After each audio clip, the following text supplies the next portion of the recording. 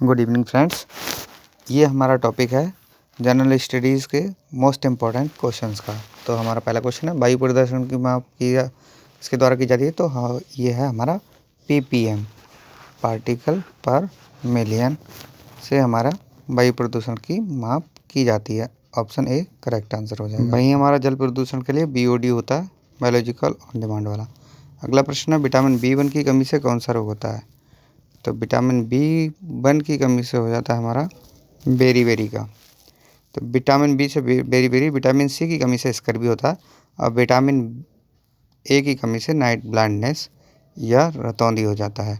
Vitamin B12 cobalt की कमी से होता है और विटामिन B3 की कमी से जो नौजवान लोग हैं उनके बाल भी सफ़ेद हो जाते हैं विटामिन B3 की कमी से। नेक्स्ट क्वेश्चन है संवैधानिक सलाहकार कौन थे। तो हमारे संवैधानिक सलाहकार जो थे नियुक्त किए गए थे BN राव। तो संविधान सभा का सलाहकार जो थे BN राव थे और संविधान प्रारूप समिति के अध्यक्ष डॉक्टर भीमराव अम्बेडकर। पाकिस्तान के पहले प्रधानमंत्री कौन थे। तो इसमें ऑप्शन हो जाएगा बी वाला राइट, लियाकत अली खान। लियाकत अली। अगला प्रश्न है हमारा पद्मा नदी किस देश में बहती है। तो पद्मा नदी बहती है बांग्लादेश में। गंगा भारत से निकल के बांग्लादेश में जब बहती है तो उसको पद्मा के नाम से जाना जाता है। और ब्रह्मपुत्र को बांग्लादेश में क्या बोलते हैं, जमुना कहते हैं। तो नेक्स्ट प्रश्न हो जाएगा हमारा राष्ट्रपति ने अब तक कितनी बार राष्ट्रीय आपातकाल की घोषणा की है। तो राष्ट्रीय आपातकाल की घोषणा हुई है 3 बार। वित्तीय आपातकाल 0 बार लगा है और राष्ट्रीय आपातकाल 3 बार लगा है। भाग 18 में राष्ट्रीय आपातकाल संबंधित प्रावधान है। 352 राष्ट्रीय आपातकाल, 356 राष्ट्रपति शासन और 360 वित्तीय आपातकाल। अभी तक 62, 71 और 75 तक में 3 बार राष्ट्रीय आपातकाल लगा है। अगला भगवत गीता का अंग्रेजी अनुवाद करने वाला पहला यूरोपियन कौन था। तो ये था विल्किंस। चार्ल्स विल्किंस ने भगवत गीता का अंग्रेजी में अनुवाद किया था। अगला प्रश्न है भारतीय झंडे को अब कब अपनाया गया था। तो इसका आंसर हो जाएगा 22 जुलाई 1947।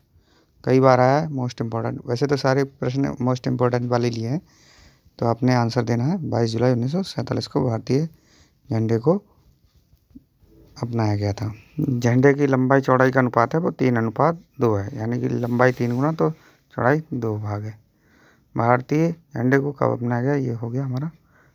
अगला है भारतीय झंडे को कब अपनाया गया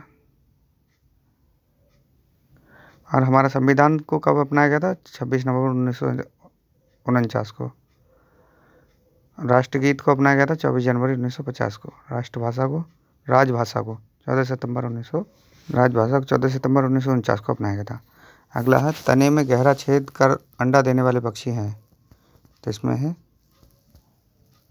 बसंत गौरी और तने में छेद करके अंडा देने वाला पक्षी है। साथ ही गुंजन पक्षी जो है उल्टा उड़ता है। उल्टी उड़ान कौन सा पक्षी भरता है। तो गुंजन पक्षी, इसको हम हमिंग बर्ड भी कहते हैं।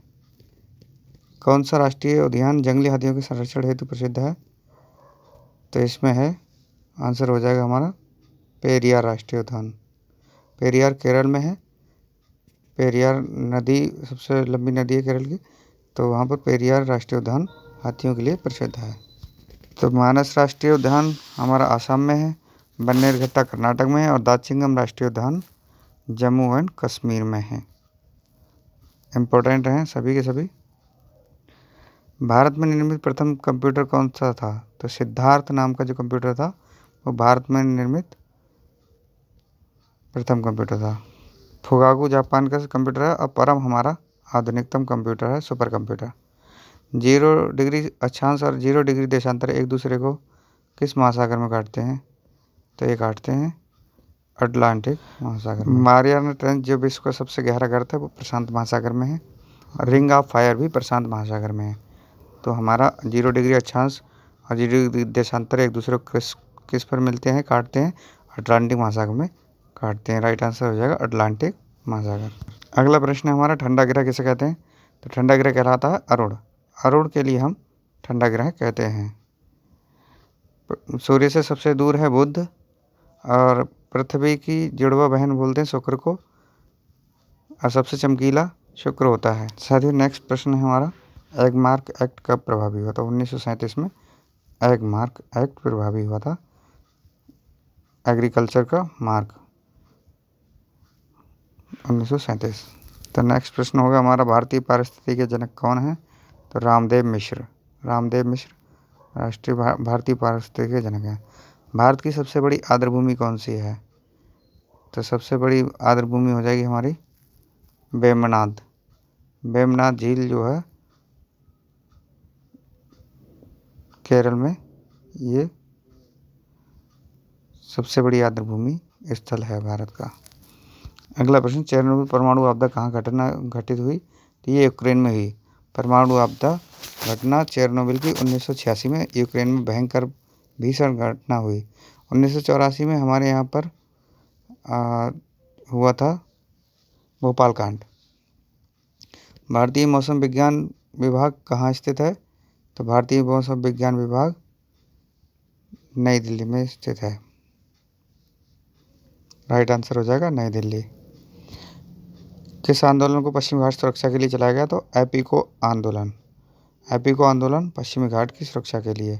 उत्तराखंड में चिपको आंदोलन चलाया था। नर्मदी बचाओ आंदोलन मध्य प्रदेश में चलाया गया था। अगला प्रश्न, किस सम्मेलन में 5 जून को विश्व पर्यावरण दिवस घोषित किया गया? तो स्टॉकहोम सम्मेलन में 5 जून को विश्व पर्यावरण दिवस मनाने की घोषणा की गई थी, स्टॉकहोम सम्मेलन। तो राइट आंसर हो जाएगा सी वाला, स्टॉकहोम सम्मेलन 1972 में डिसाइड हुआ कि 5 जून को विश्व पर्यावरण दिवस मनाया जाएगा। अगला है, नर्मदा बचाओ आंदोलन से संबंधित व्यक्तित्व हैं? तो ये हैं मेधा पाटेकर। गौरा देवी चिपको आंदोलन से, सलीम अली पक्षी विज्ञानी है, सुंदरलाल बहुगुणा भी चिपको आंदोलन से संबंधित हैं। तो इम्पोर्टेंट प्रश्न है। अगला है, राष्ट्रीय हरित प्राधिकरण की स्थापना कब की गई? राष्ट्रीय हरित प्राधिकरण की स्थापना की गई 2010 में। राइट आंसर हो जाएगा 2010।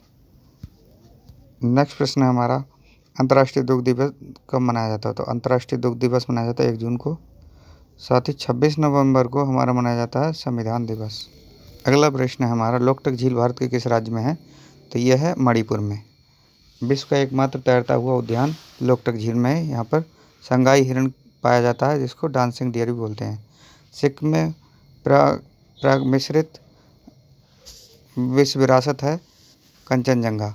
मानव निर्मित और प्राकृतिक दोनों को मिश्रित एक ही विश्व विरासत है जो सिक्किम में है, कंचनजंगा। अरुणाचल प्रदेश में नामदफा राष्ट्रीय उद्यान है। तो महत्वपूर्ण प्रश्नों के लिए चैनल को सब्सक्राइब करें, शेयर करें। धन्यवाद।